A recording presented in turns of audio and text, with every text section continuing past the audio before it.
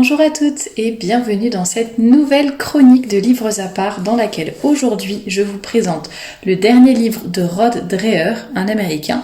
Son livre s'intitule « Résister aux mensonges, vivre en chrétien dissident ».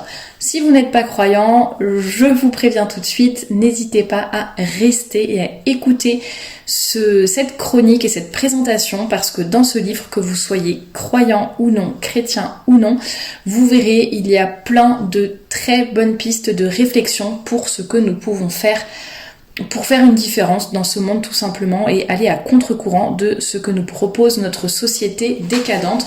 Je suppose que si vous êtes sur cette chaîne et si vous m'écoutez habituellement, c'est que même si vous n'êtes pas croyant, vous avez un certain nombre de valeurs et de choses qui vous interpellent sur ma chaîne. Alors vraiment, je vous encourage à écouter cette présentation et bien évidemment à lire cet ouvrage.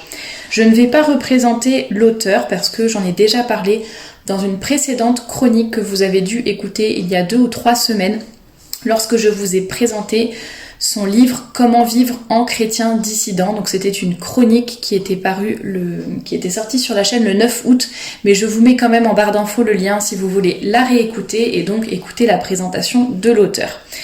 Ce livre que j'ai sous les yeux, donc « Résister aux mensonges », est paru aux éditions Artege. Il coûte 18 €, il fait environ 225 pages et tout comme l'autre livre que je vous avais présenté du même auteur, c'est un livre qui est facile à lire, qui est bien, aéré. Moi, c'est vrai que j'aime bien quand il y a beaucoup de paragraphes, de sous-titres, etc. Comme ça, voilà, si on a besoin de s'arrêter au milieu de notre lecture, on s'y retrouve.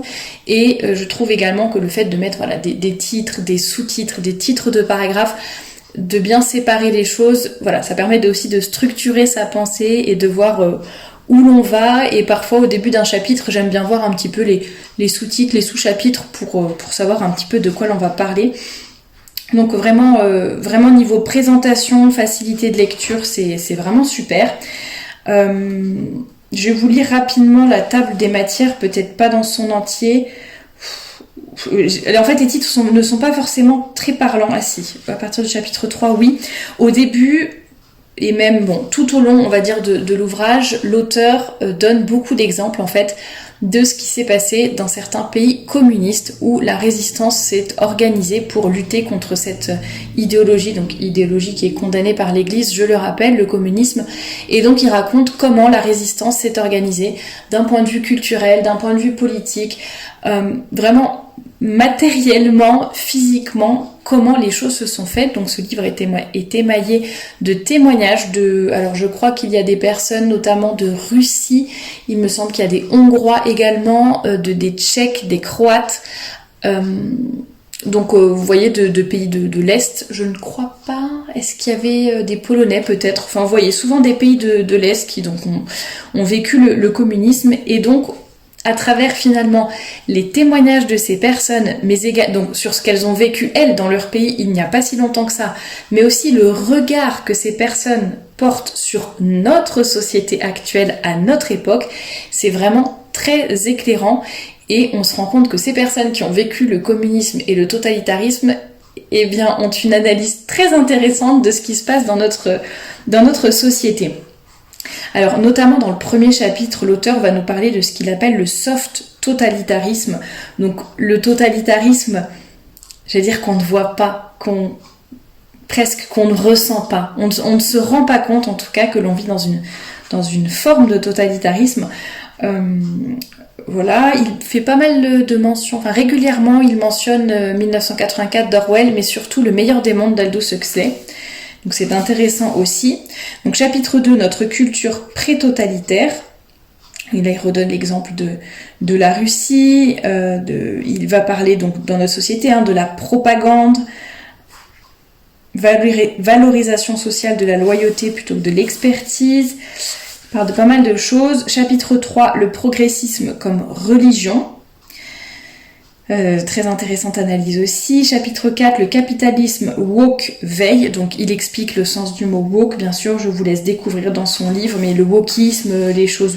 Ouais, vraiment le mot woke, c'est vrai qu'on en entend parler de plus en plus aujourd'hui. Chapitre 5, rien n'a plus de valeur que la vérité. Donc il parle de s'extraire de la foule, de rejeter la double pensée pour lutter pour la liberté d'expression, dire la vérité mais avec prudence. Et chaque fin de chapitre à partir du chapitre 5, donc du chapitre 5 au chapitre 9, à chaque fois la dernière sous-partie du chapitre s'intitule « Voir, juger, agir » et donne pas des astuces, mais des pistes très pratiques de choses que l'on peut faire concrètement dans notre vie, à notre niveau, pour faire changer les choses, pour résister, pour faire avancer les choses tout simplement. Il parle de cultiver la mémoire culturelle, il reparle vraiment de l'importance de la mémoire. Chapitre 7, la famille, cellule de résistance, et il parle notamment de l'éducation des enfants, du fait de modeler leur courage, de remplir leur imagination morale d'images du bien, de ne pas avoir peur de paraître bizarre aux yeux de la société, de se préparer à faire de grands sacrifices pour un bien supérieur, apprendre aux enfants qu'ils font partie d'un mouvement plus large, et accorder l'hospitalité et se mettre au service de l'autre, et évidemment l'importance sociale de la famille. Chapitre 8, il parle de la religion, socle de la résistance. Chapitre 9, le fait de rester solidaire. Les petites communautés, les petits groupes, la solidarité qui n'est pas uniquement chrétienne, alléger le fardeau du chagrin, s'organiser maintenant tant qu'on le peut. Très intéressant aussi. Et 10e et dernier chapitre, le présent de la souffrance. Oui, c'est vrai que j'avais oublié, il termine le livre en parlant de la souffrance, de l'acceptation de la souffrance. C'est vrai qu'on vit dans un monde qui refuse absolument la souffrance. Conclusion, vivre sans mentir. Et puis voilà, je vous laisse de toute façon le lire plus en détail. Alors j'ai retenu certaines choses intéressantes dans ce livre et qui peuvent s'appliquer vraiment, comme je le disais, à tous, chrétiens ou non, et dans beaucoup de domaines différents. Donc moi, c'est vrai que je l'ai un peu vu du point de vue de femme à part, notamment ne pas rentrer trop dans le moule par rapport aux vêtements, etc. La résistance à la mode, et voilà, pas mal de choses comme ça. Mais vraiment, je vous dis, on peut l'appliquer dans plein de domaines, et lui, vraiment, le défi que l'auteur nous propose aujourd'hui, c'est de vivre sans mentir. Et pour lui, la vérité, ça paraît un peu basique à dire, mais la vérité va vraiment vaincre le mal. Et c'est vrai qu'aujourd'hui, dans plein de domaines, on n'ose plus dire qui l'on est, dire ce que l'on pense, affirmer nos valeurs. Et voilà, et lui il dit qu'il faut vraiment, ça c'est une de ses citations, en acceptant de vivre en dehors du courant dominant, en défendant courageusement la vérité et en se préparant à en subir les conséquences. Voilà, comment s'y prendre pour relever ce défi. Donc c'est accepter de vivre en dehors du courant dominant, défendre courageusement la vérité et se préparer à en subir les conséquences. Il n'y a rien d'aisé, mais nous avons la chance d'avoir été précédés par des saints dont nous pouvons suivre l'exemple. Vous voyez, il n'est pas du tout dans le défaitisme, et il est vraiment dans le réalisme aussi, parce qu'il ne conseille pas du tout de tout dire à n'importe qui, n'importe comment et de n'importe quelle façon. Loin de là, il explique vraiment comment dire, que l'on peut... voilà, au moins le fait d'arrêter de... Faudrait que je vous retrouve la citation. Au moins le fait d'arrêter de mentir. Je vous l'ai pris, j'avais mis de côté... Voilà, par exemple, quand il dit de vivre sans mentir, il donne plusieurs exemples. Il dit, celui qui choisit de vivre sans mentir ne dira, n'écrira, n'affirmera, ne diffusera rien qui déforme la vérité. Ça, c'est déjà un point important. Ne participera à aucune manifestation ou action collective à moins d'adhérer sincèrement à la cause défendue. N'assistera pas aux réunions où la discussion est menée de façon coercitive et où personne ne peut parler en vérité. Ne votera pas pour une personne ou une proposition qu'il tient pour indigne ou douteuse.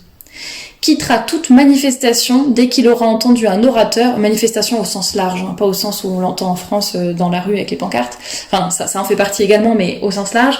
Donc quittera toute manifestation dès qu'il aura entendu, ça peut être une conférence par exemple, dès qu'il aura entendu un orateur proférer un mensonge, une ineptie idéologique ou des phrases de propagande impudentes.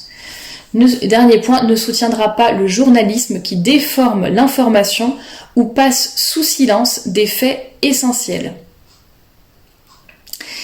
Donc ça c'est vraiment très important. Vous voyez, c'est des points assez basiques et qui finalement ne mangent pas de pain, enfin, vont peut-être être quand même des actions qui vont être difficiles à poser, mais en même temps, vous voyez, il n'a pas dit il faut sortir, il faut crier, il faut dire ceci, il faut faire cela. Non, c'est déjà ne pas adhérer au mensonge, et voilà, on n'accepte pas que le mensonge rentre dans nos vies ou d'en prendre part d'une façon ou d'une autre. Donc ça, j'ai trouvé ça assez intéressant. Et il dit que et ça c'est déjà la première étape, on va dire. Et il dit que voilà, on a souvent du mal à faire cela parce qu'en fait on a peur pour notre carrière, pour notre réputation, pour notre entreprise, on a peur d'être stigmatisé. Voilà, dès que l'on dit quelque chose à l'heure actuelle, on est traité de raciste, de sexiste, d'homophobe, de fasciste, d'intégriste, de tout ce que vous voulez. Enfin, il y a beaucoup de mots, d'étiquettes que l'on va nous coller pour discréditer notre discours. Et c'est un peu ça aussi ce qu'il appelle le soft totalitarisme, donc le totalitarisme qui est doux, qui est presque invisible. Il va très bien en parler, le développer, donc je vous laisse vraiment lire l'ouvrage si cela vous intéresse. Mais voilà, c'est vraiment très intéressant. Il a aussi, il va reparler, quand il parle du totalitarisme doux, il va parler du fait que finalement c'est nous, donc il y a non seulement le fait qu'on ne s'en rend pas compte, mais aussi que nous-mêmes nous l'acceptons sans nous rendre compte de ce que cela provoque. Et donc il donne notamment, enfin il parle des dialogues et des conversations qu'il a pu avoir avec tous ces résistants, enfin toutes ces personnes qui avaient résisté à leur époque au communisme dans leur pays. Et il dit que ces personnes sont atterrées de voir tout ce que nous acceptons volontiers dans nos vies. Il va parler notamment des enceintes connectées, par exemple, ou des surveillances de conversation. Il va dire, mais autrefois, nous, on nous mettait des micros dans toutes les pièces et on ne pouvait jamais parler librement parce qu'en tout cas, on savait qu'on était toujours écoutés. Alors qu'à l'heure actuelle, les Occidentaux vont d'eux-mêmes acheter ces produits et volontairement et volontiers, les mettre chez eux sous prétexte que ça va vraiment beaucoup leur faciliter la vie. Il va donner d'autres exemples que les enceintes connectées, mais il explique que voilà, sous prétexte d'une vie plus confortable, plus facile grâce à la technologie, on va accepter un certain nombre de choses qui vont nous-mêmes nous mettre en position, enfin par nous-mêmes, nous nous mettons en position de faiblesse et en position d'être un peu écrasé, j'allais dire, sous le joug du totalitarisme qui pour le moment ne se voit pas énormément, mais finira par éclater. Donc ça, c'était assez intéressant. Il parle aussi du consumérisme, du fait que, oui, voilà, on va toujours être pareil, sous le joug de la surconsommation, cette influence, on va toujours pour avoir la dernière chose, pour être le plus à la mode possible, pour suivre cette espèce de mouvement de consommation presque irréfléchi, on rentre dans une espèce de spirale où après on n'est plus tellement libre et on va avoir du mal à poser des actes vraiment libres en fait, tout simplement. On va avoir du mal à peut-être, moi j'allais dire peut-être plus les femmes, mais je vais encore me faire assassiner derrière, mais c'est vrai que notamment les femmes ont beaucoup plus cette tendance à beaucoup acheter sans forcément réfléchir ou à toujours être dans la surconsommation. Et voilà, bon, il va parler de pas mal de choses, vraiment très intéressantes. Et qu'est-ce que je voulais vous dire en dernier que j'avais noté également? Alors, il parle aussi, voilà, c'est l'une de ces citations que je voulais vous donner. Il dit que souvent, les chrétiens ont eu du mal finalement que même quand on est chrétien ou d'un milieu plutôt conservateur, on va parfois avoir du mal à résister aux mensonges et à prendre une autre route justement un peu de ce qu'il appelle la dissidence. Et il dit parce que la résistance à grande échelle à l'anticulture s'est révélée infructueuse et elle le demeurera probablement pour longtemps. C'est une citation. Pourquoi ? Parce que l'esprit thérapeutique a largement conquis nos églises, même dans les courants soi-disant conservateurs. Très peu de chrétiens contemporains sont prêts à souffrir, mourir ça marcherait aussi, sont prêts à souffrir pour leur foi, parce que la société thérapeutique qui les a formés, n'admet aucun bénéfice de la souffrance, au point que l'idée de la supporter au nom de la vérité semble désormais ridicule. Ça, bien évidemment, ça peut s'appliquer à beaucoup de choses. Ça n'est pas forcément la souffrance physique, mais il y a bien d'autres souffrances. Le fait justement de dire la vérité, rien que moi par exemple, en vous parlant sur YouTube après j'ai l'anonymat qui me protège un petit peu, mais par exemple par rapport à d'autres chaînes qui peuvent être anonymes aussi, le fait de dire exactement ce que je pense et d'aller au bout de mes idées sans compromis, enfin tout du moins c'est ce que j'essaye de faire, eh bien je sais que je vais faire moins de vues, que j'aurai moins de succès, que je serai moins relayée, que YouTube va moins me mettre en avant aussi, que voilà, que je vais plaire à moins de gens tout simplement, et avoir moins de visibilité de façon générale. Et voilà, je pourrais choisir de ne pas dire tout ce que j'ai à dire sans mentir pour autant, mais voilà, ne pas parler de certaines choses, ou faire des compromis sur d'autres, etc. Mais finalement, déjà, ça serait me trahir et être dans le mensonge, chose que je ne souhaite pas, évidemment. Mais vous voyez, je comprends très bien qu'on ait cette tentation de se dire, je vais un petit peu cacher, je vais mentir par omission, ou alors je ne vais pas oser m'opposer ou dire vraiment ce que je pense.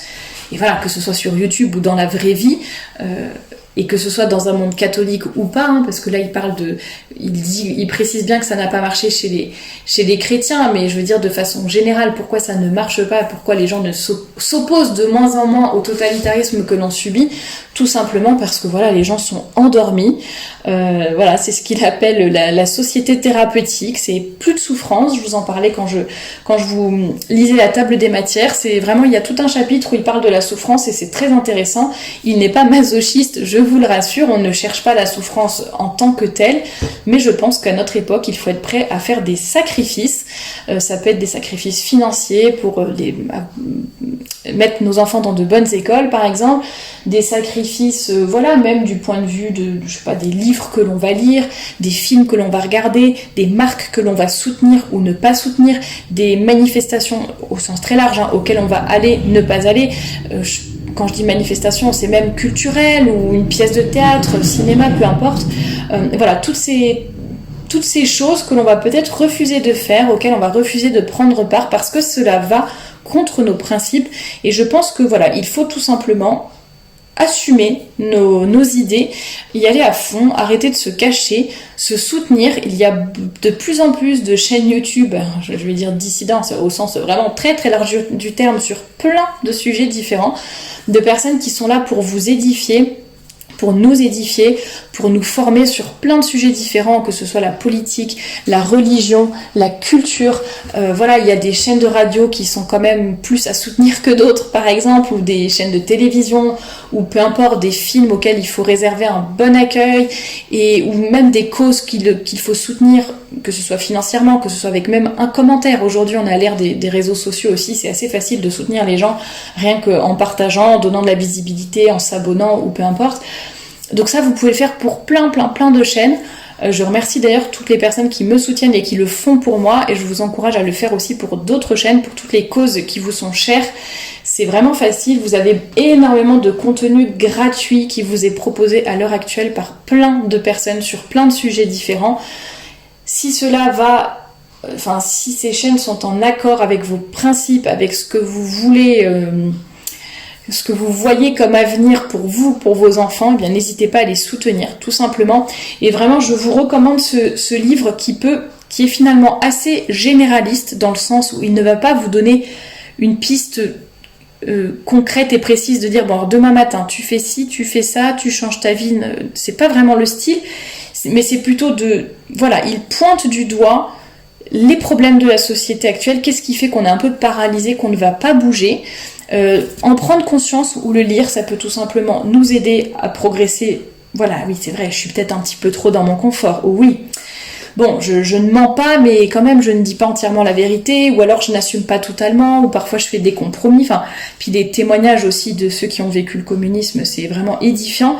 Donc, n'hésitez pas à le lire pour, vous renforcer un petit peu, vous redonner peut-être de l'élan. Donc je vous redonne le titre « Résister aux mensonges et vivre en chrétien dissident » de Rod Dreher, paru aux éditions Artege, qui coûte 18 € et je vous mets bien évidemment, comme d'habitude, le lien en barre d'infos pour commander le livre sur la librairie Livre en Famille. À très bientôt!